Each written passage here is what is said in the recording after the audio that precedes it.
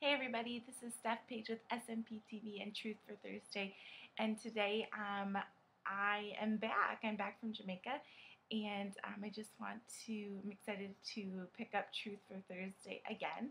Um, when I was in Jamaica, we did a lot of kids ministry, and one of the nights when we were doing kids ministry, there were three boys, and they were all sitting in front, and they were older, maybe like 11 or 12, and they were waiting for a quiet seat award that we gave out every night, and they looked very solemn.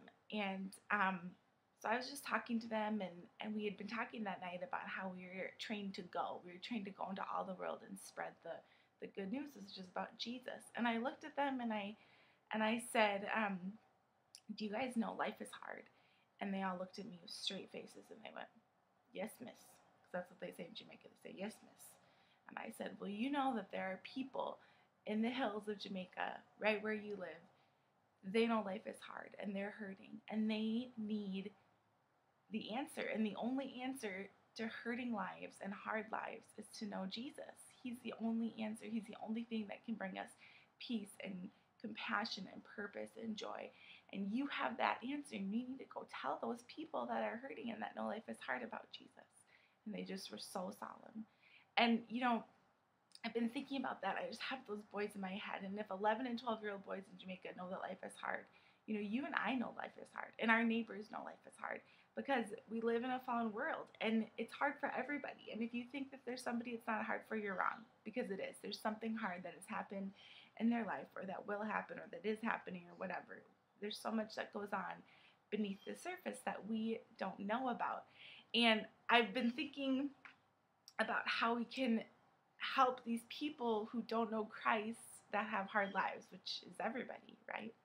And there's so many ideas and so many ways that people have to do new programs in the churches and all of that, and that's great. And I'm not here today to knock any of that, but I do want to read from Acts 4, and it's just a verse that's been over and over in my head, and it's Acts 4 verse 13.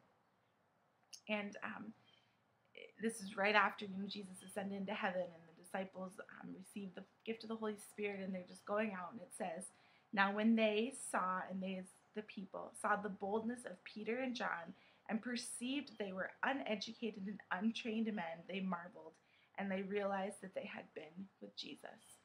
So here are these ordinary, like really on their own nothing guys, and they are going out in boldness and doing bold, awesome things for Jesus. Go ahead, go read the first few chapters of Acts. They're amazing. The things that after Jesus left them and after the disciples received the gift of the Holy Spirit, that they began to do awesome things. And the people who saw it, you know what they said? They said, "These guys are nothing special on their own. What is different? What sets them apart?" They've been with Jesus. They've been with Jesus. And when I think about all the ways that we can attract people to the Lord, we can do, we can have big speakers, we can do big conferences, and all of that's good and great. And like I said, I don't want to, disregard that or whatever. But I think what we need to remember is that people have hard lives. And life is hard for me, and life is hard for you, and we all struggle with hard things in our lives. And what if we just were real and honest and we said, "Hey, I'm just an ordinary person. I'm just me, and I struggle through life just like you, and I understand, at least in part what you go through, and that life is hard for you. But guess what? I have boldness, I have peace, I have joy, I have contentment, I have purpose, and I have hope, because this life isn't it for me. And that's how I make it through this life." What if we portrayed that with who we are? Just ordinary people. And we say, "You know what the difference is in me? It's Jesus. I'm ordinary like you, but I have Jesus."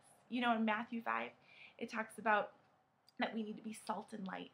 And if you think about salt, it makes people thirsty. You eat something that's salty, you need some water. Well, if we're supposed to be the salt of the earth, we're supposed to be showing people just with our everyday lives that what we have is different. And you know what we're making them thirsty for? The living water, Jesus Christ. So today the challenge is, and I beg you, let's get back to the basics. Let's just get back to the heart of the issue. There are hurting people in this world. They are experiencing life that is difficult. And we have the answer to peace and to joy and to purpose and to hope that goes beyond the pain and the hardness of this life. And that's the living water, Jesus Christ. Thanks so much for joining me, and I can't wait to see you next time.